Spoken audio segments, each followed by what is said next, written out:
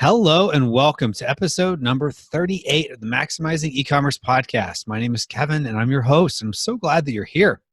So today we're going to be talking a little bit about one of the questions I get quite frequently. What is it like being a full-time entrepreneur? So I think I can say still fairly new at it. I'm about 1 year into it. So now I'm past my 1 year as a full-time entrepreneur. So I figured since I get this question so much, I would give a little bit of the good, the bad, the ugly, and then you can decide for yourself if it's something you're interested in. And if you're already a full-time entrepreneur and you just want to compare notes, great.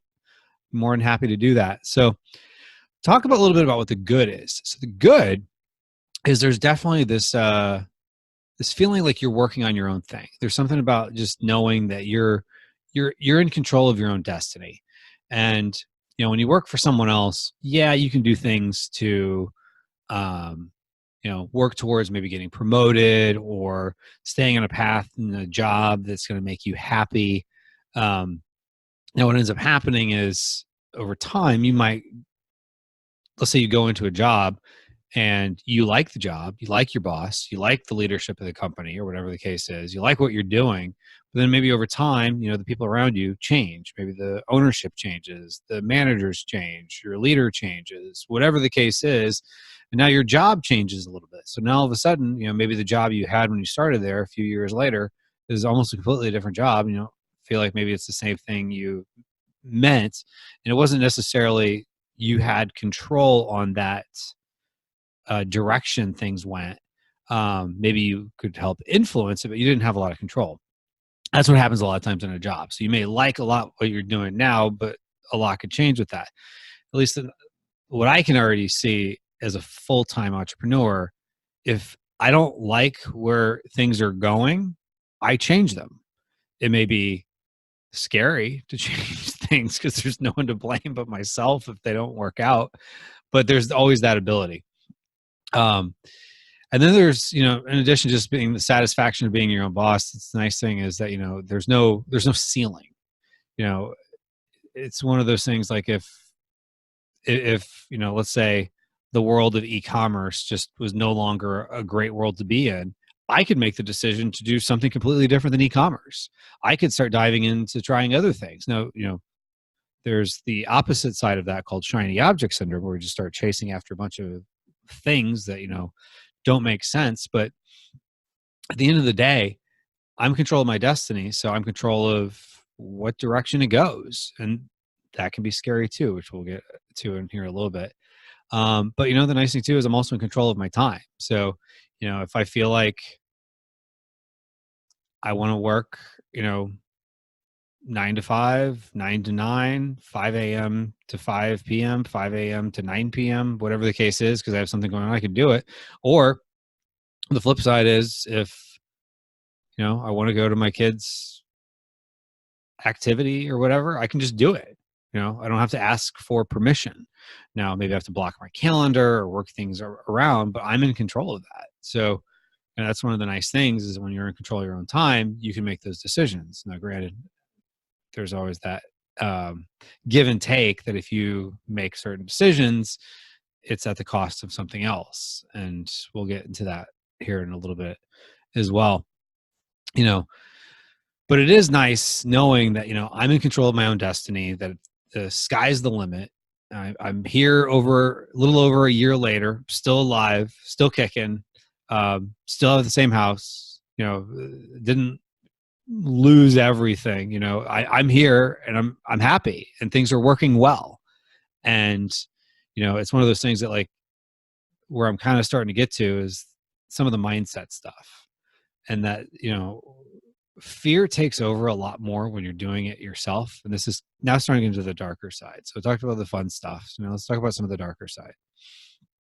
And, mindset and fear becomes a real big thing. And so I was actually just on the phone with a friend of mine who I've known for a long time, and he's still in the corporate world. And, he and I were talking about what it's like being a full-time entrepreneur and things like that. One of the things I said was, imagine you got a call from your boss and she says, "Hey, come into my office." And so on that way to her office, whether you're driving there or it's, across the hall or whatever the case is, your mind's thinking of all the worst case scenarios it might be. When you're a full-time entrepreneur, if you don't prune the garden of your mind, so to speak, that's there all the time of like these like worst case scenarios that, may come to play. And it makes absolutely no sense other than the fact that if you think about it, our minds are designed to protect us. If we're a caveman or, we're not in, the modern world and, there's threats out there. There's, other groups of people that maybe are competing with us that want to take us over and go to war or something, or, there's a tiger that might eat us or whatever the case is. Our minds are designed to spot what might happen to protect us, not necessarily for us to thrive, but for us to survive. And so I always knew that intuitively, but like there's more days where I just wake up and I'm like, oh my God, this is all going to go terrible. And this is everything's going to go bad. And then like, not even really sure why, or something good happens. I'm really excited about it. And 2 hours later, it's almost like the exact opposite where I'm feeling like everything's just going to just go away. It's all going to be taken from me. And why? I don't know. Like nothing happened, nothing like prompted it. It's not like, it's like something bad happened, but it's like our minds play tricks on us, and our minds will always play tricks on us. And if you've been doing something, even on the side entrepreneurially, you probably know what I'm talking about. That, you want to do something, but then you're worried it's not going to work out or whatever. Everyone's going to laugh at you and you're going to, end up being homeless and all this stuff. And just, you start following the likelihood of these chains of events, and most likely it's real low probability these worst case scenarios would actually happen. But it's like you kind of feel that more often when you're doing it on your own. Because I will say this, when I had a full-time job and it was kind of more of a side hustler with my business, I would still have those feelings about my business and still have anxiety in the job. I'm not going to say like, oh, everything was just hunky-dory when I had a job. But there is some level of comfort and structure that someone else has created for you. And when I was in the corporate world, there was a lot of like people, I don't want to use finger pointing, but maybe it's the best analogy of like, if things didn't go right, you're not totally to blame. When you're doing things yourself, you are 100% to blame. Even if it's not your fault, it's still, you're accountable to yourself and to your business. And if it, something happens that's outside of your control, it's still the result that you're stuck with. And so you can flex and do things and things of that nature, but it's like your mind really starts finding those what if. And most of the time they make no sense. I'll just say this. Most of the time they make absolutely no sense. But you can find yourself waking up at 3 a.m. and you can't figure out why you can't go back to sleep. And all good things happen the day before. Like you were super excited when you went to bed and then you wake up in cold sweats and it makes no sense. And the funny thing is I've talked to so many people in the entrepreneurial world and it's like, this is not abnormal. I was, in fact, I was looking at this one article, might have been on Forbes. Let's see if I can find it. But it was like quotes from like really high level entrepreneurs, if I can talk, people like Elon Musk and things like that, people that founded, major startups and things like that. And they just talk about like, this kind of like staring into the abyss and just feeling of fear. And I was listening to one of Robert Kiyosaki's podcasts from Rich Dad, Poor Dad, his podcast it was a few months ago. I just happened to listen to it recently. And he was talking to, or was basically doing listener Q&A. One of his listeners asked the question about the fear stepping in and things like that. And he's like, that's actually one of the best questions he'd ever had. And he said this. And because it goes back to your mind will rule you if you let it. And so you have to rule it. And that sounds great. And it sounds like this kind of platitude statement, but it truly is. It's hard to rule your mind. Your mind's going to mess with you. especially if you try to go out and not do something that's simple, structured, easy, your mind will mess with you. Especially if you're somebody that likes some level of certainty and structure, which most of us do. Most of us need that to some degree. But your mind will mess with you more so when you're doing this full time. I'll just say that. And so you have to be very cognizant about what you put into your mind. Are you listening to, positive podcasts? Are you listening to things that are going to help you? What kind of books are you reading? I've had to learn in not just my mind kind of pruning things, but like I like to watch stuff on YouTube. I have to be very vigilant of going into my suggestions and just saying, not interested, not interested, not interested, because sometimes I'll find myself going on rabbit trails and I'm not even sure how I got to like the 6th suggested video. So I've just found, just cut it off early. If something doesn't look like it's going to serve me and help me, I probably don't necessarily need to be watching that. So not interested, not interested, not interested. Because at the end of the day, we have 100% control of what goes into our mind. Maybe not moment by moment. Someone could say something to us, or we hear like something happen on the news or whatever. But by and large, we are responsible for what goes into our mind. So we want to put good stuff into our mind, positive stuff into our mind that's going to help us, not feed the monster, so to speak. Anyway, I think most people kind of get that. All right. So another thing is that kind of goes along with it is timing. So sometimes I question the timing. Did I make the right move? Whatever. What if I stayed in my old job another year? But then I think about it like, well, what if, things didn't work out the way I wanted them to or whatnot? So it's like, um, you know, there's no saying. Like I was running up to a point of like something was going to have to give in my life, my business or my job. And at a certain point, I had to be fair to both. I had to choose one, and I chose the business. Well, what if I stayed another year? I would have been probably sacrificing both of them. And so that could affect my relationship with the people I worked with, because I left on a positive note. It could have affected my business. Like maybe I wouldn't have been able to put as much effort into it. And so I'll talk a little bit about, some, mistakes I made here in a moment, but maybe wouldn't have had the time to react to them. And maybe I would have just given up. I don't know. I'm kind of, it goes back to like our minds go to the wrong direction. So maybe I'm going the wrong direction on that. But by and large, it's like, I remember when I was having my daughter, actually before we had our daughter, people would tell me, people who were parents, our daughter's the oldest. So before I had my first child, people would tell me, you'll never believe it's going to be the right time to have a child until you have a child. So if you have a kid, you know exactly what I'm talking about. If you don't have a kid, you might know exactly what I'm talking about, because you might be thinking to yourself, now's not the right time, whatever, da, da, da. We are very adaptable when put in a certain situation. So if you find yourself in a situation where you have a kid, you figure out how to have that kid, parent that kid, take care of that kid. It might not be convenient, whatever, but you figure it out.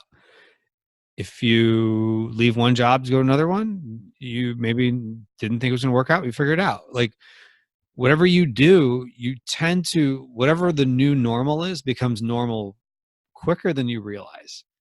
So we can adapt. So if you are on the fence about one day leaving your job, I don't want to say be reckless. Please, please, please don't listen to this and say, well, Kevin said just throw caution in the wind and go. What I am saying is I'm actually very happy that I left my job when I did. So even though I was saying earlier, I kind of question it sometimes, I feel like it was at the right time, because at a certain point, it could have been more and more easy to just keep kicking that can down the road and not doing it, whatever. But I'm glad I did it. And so even if like something were to happen and I got to go back to the working world, oh well, still have my health, still have my family, I'm still alive, and put things in perspective. So there's always going to be uncertainty. when you're an entrepreneur. So there always could be that, yeah, maybe you one day have to go back to a job. But if that's the worst case scenario, at least you feel like you tried. You know what I mean? And again, don't take that as leave your job today. I hope I'm not inspiring you to just leave your job today, but maybe if you do want to leave your job, what I did was I kind of came up with a plan. Okay, I needed to have certain goals, whatever, and I achieved those. And then it became kind of like, okay, dude, you need to just do it. Pull the trigger. Because like having the kid, if you leave your job, you will figure things out. And this is one thing I've learned quite a bit, is because you start realizing when you talk to more people that have done it, you start relating more on that level. And I could always understand it, but now I kind of get it more. Like when someone left their job, what it was like, and how a lot of people look at it as like they're trying to do everything they can so that they don't have to go back to a job one day. And you do kind of get spoiled to not having a boss, even though you realize, I think it was in E-Myth Revisited by Michael Gerber. It's about entrepreneurship. It's a book from like the 80s. If you haven't listened to that book or heard that book or read that book, I definitely recommend checking it out. But one of the things he talks about is that you leave your job and you think, oh, I don't have a boss anymore. This is great. But then you realize when you're your own boss that your boss is a lunatic. And that's one of the lines he uses in the book. And it always stuck with me. Even before I even started my e-commerce business, I had read that book and I was like, oh, that makes sense. Now it makes even more sense. But it goes back to the timing thing. The timing's never perfect. So if this is something you want to do, don't wait for the perfect time. This is something you've already done. You're probably like me and you're like, yeah, I've questioned it all the time. Why did I leave when I did? Maybe I should have left at a different time. Maybe I should have left earlier. Maybe I should have left later. It's easy to second guess yourself, Monday morning quarterback, the decisions you've made. But at a certain point, once you've made that decision, just put that line in the sand and say, all right, I'm moving forward. I'm just going to keep pressing on. If you press on, you're going to get some result. Sometimes it's the result you want. Sometimes it's better than the result you want. Sometimes it's not the result you want. But at the end of the day, the only way to guarantee a result is to do nothing. And the result you will get is nothing. So anyway, another thing I wanted to talk a little bit about was health insurance. This is something I think keeps people from leaving their job. Now, I have a video done on my YouTube channel about health insurance options for people in the entrepreneurial world, because in my last job, I trained and recruited health insurance agents. And I had an insurance license. I think it's expired now, but I used to have an insurance license. So, and I've, sold insurance to people as well. So like, I understand how health insurance works and whatnot. And I think for the longest time, we were kind of taught like, go to college, get a job so that you can have health insurance. Like that was part of kind of the benefit package. Because it used to be, if you had anything wrong with you, when I say wrong with you, I should use the correct term, which is pre-existing conditions, you wouldn't get health insurance. Or if you did, they would exclude anything. Or if anything ever happened to you, you never get health insurance again.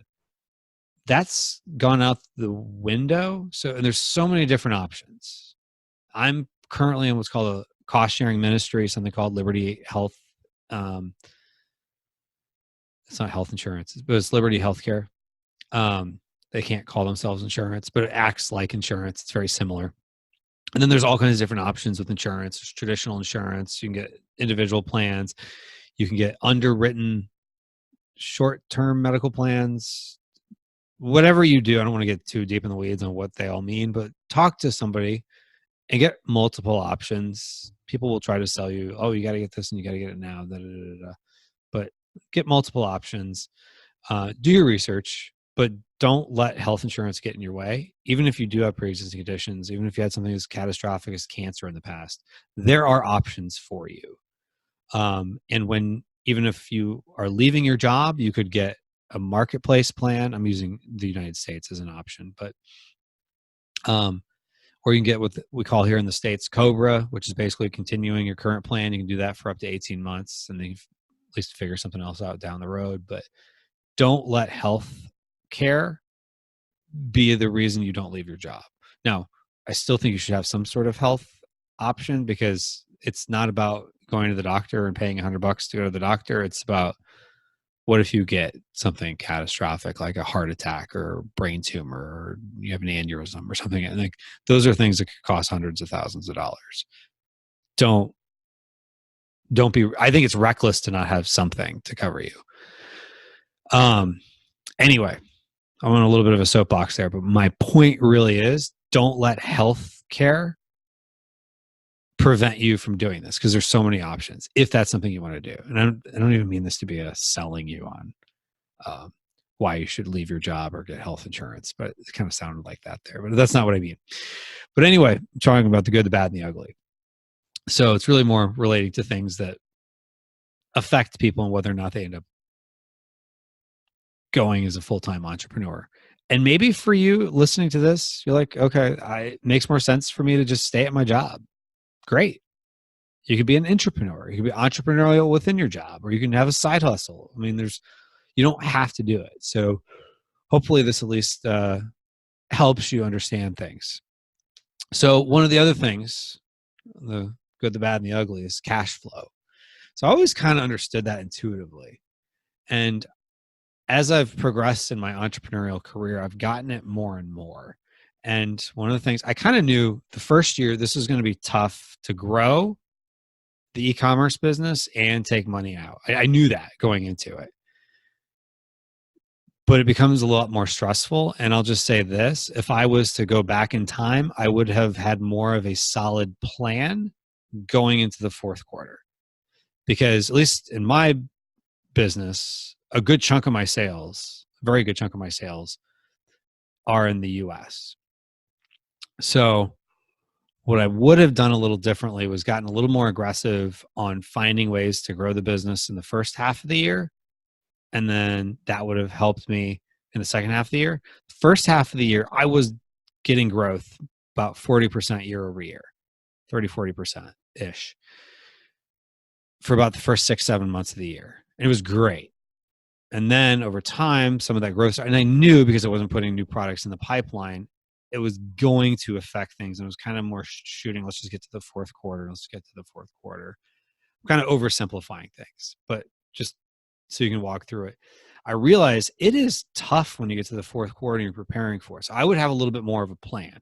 And what ended up happening for me was I ended up in Amazon in the US taking a little bit of a dip in sales year over year around the holidays. And some of my growth plateaued and then started actually losing a little bit of sales year over year towards the end of the year. And the nice thing was, though, because I had diversified with international channels, I actually ended up, those channels held strong year over year. In fact, even had a little bit of growth. So that was the nice thing towards the end of the year, where I had a little bit of growth in international channels. Because, when it goes back to whether, think of it this way, if it doesn't matter if it's something happens that's within your control or outside of your control that affects your business, it still affects your business and you're still ultimately responsible. So cash flow is a scarier thing when you don't have a job, I guess, really is more the short of it. And the more you can have ways of continuing a plan to continue to grow. And I knew the back half of the year was going to be scary. I knew that, but I look back and I say, I should have had a better plan in place. Because things happen. So, but here's the thing. The nice thing about entrepreneurship is you're up to the bat every day. Every day you're going to be up to bat, and it's a new day. Try new things, try new growth strategies. And that's definitely something I'm working on more and more, is the growth strategies, which I'll probably do another podcast down the road of some growth strategies I'm working on going into this year. But for now, I just want to talk about kind of recapping year one. And, still had a good holiday season. I want to say it wasn't a good fourth quarter. It was a very good fourth quarter. And like I said, the nice thing was international sales kind of became an insurance policy on the losses, not losses, I didn't lose money, but like the dip in sales I had on Amazon in the US. And so that was nice having that there. And if I didn't, it would have been even scarier, to be completely honest with you. So that was one of the nice things, is that it set me up, that it gave me a cushion for how, if one of my products had a competitors coming in. I'm sure people can relate to that. Other product, I did a seat shipment, mistimed it. Things came in later than I had hoped. So ended up regaining some of that towards the end of the holiday season, but I was out of stock on a few of my products that I shouldn't have been out of stock on. But no one to blame but myself, because I could have timed it better. I could have done more with air shipping and things like that. But once stuff's on a boat, it's on a boat. There's no, they don't send helicopters to get your stuff off of the boats. It's on the boat. It's on the boat. Um, but yeah, so anyway, point is, and this is something, I've had people kind of warn me about in general, is have more of a plan for cash flow. And I get it now more. So I'm working on already, and it's January as I record this, my plan for this year. Really already starting to work through my plan for fourth quarter, more so than I did last year. So more things about growing the business this year and things of that nature. So that's been the nice thing. And also, kind of on a side note, is when you are full-time as an entrepreneur, and this is also a plus and minus, you have more opportunities. People approach you more about things. Some of them just know they'll go absolutely nowhere. Some of them are just shiny objects. Some of them are legit. Okay, this could actually work out into a thing. So, one of the things is, I knew this going into it before I pulled the trigger to leave my job, which also helped diversify my income stream, was Brand Accelerator Live. So that was nice because, that was another income stream that allowed me to also, develop more relationships, which I will say this: people will look at you differently when you've left your job. Like, other full-time entrepreneurs look to you more like, oh, okay, you're one of us. Not that they look down on me when I had a job. I don't want to say that at all, because I don't think that's the case. But people, I think, are more open to work with you on things. And that's really a nice thing. So you get more opportunities, and you have to say no to some things. And sometimes things you say no to maybe were things you should have said yes to. And sometimes things that you said no to, maybe you feel like you should have said yes to because maybe they worked out or whatever. Maybe it wouldn't have worked out if you were in it, or maybe you didn't have the time to devote to it. Because at the end of the day, a yes to one thing is a no to something else. I don't remember if I said that earlier, but that's a big thing you learn quickly. Everything is at the cost of something else, because you're always on. Even when you go to your kids' thing or whatever, your mind's still racing. Oh, I got to do this. I got to do this. You have to tell yourself when to stop at some point, because otherwise you could theoretically just keep working. And one of the things is you also learn, you got to challenge yourself to always work smarter, not harder. So I'm also challenging myself this year on finding more ways to delegate more things. I have a full-time virtual assistant. I probably could have done a better job last year giving her stuff to do, and making sure that what she was doing was still an efficient use of her time, and that it helps me free up my time, because that's what it really comes down to. So, yeah. So cash flow, that's a thing. It's definitely a big thing. You learn it more and more. And again, everyone listening to this that's sold one product ever knows cash flow can be an issue, especially when you're trying to grow.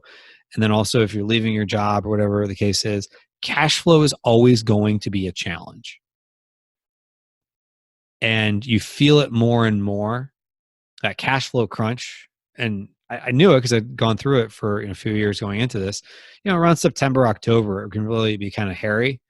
And then when you're doing this on your own, you're paying, your mortgage and food on the table through your business. You realize, like, oh, wow, this gets scary at times.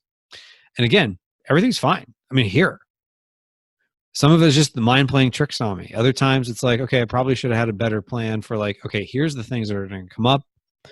Um, and again, nothing bad happened. So it's like, but it's just that scary feeling of like, oh, like if you can imagine, like you've put all your chips on the table that you have for at least for growth and for purchasing inventory.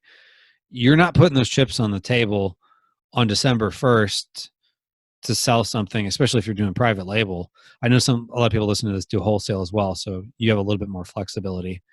But once you've put your chips on the table and purchased inventory and things of that nature, it's hard to come back until you get the sales. And so you know, you ship the product in, then you wait for the sales to come in, and you get paid, every couple of weeks from Amazon or whatever the case is. So you're not getting money instantly. So it's one of those things. Cash flow is definitely tight. I think everyone listening to this gets that, but you get it more. I'll just say that when there's not the job coming in. So just food for thought, whatever it is. But by and large, it's been a very, very, very valuable year for me. I'm so glad I did it. Still standing, still going strong. I see the future is so bright. Even with some challenges I had, it's still a very good year.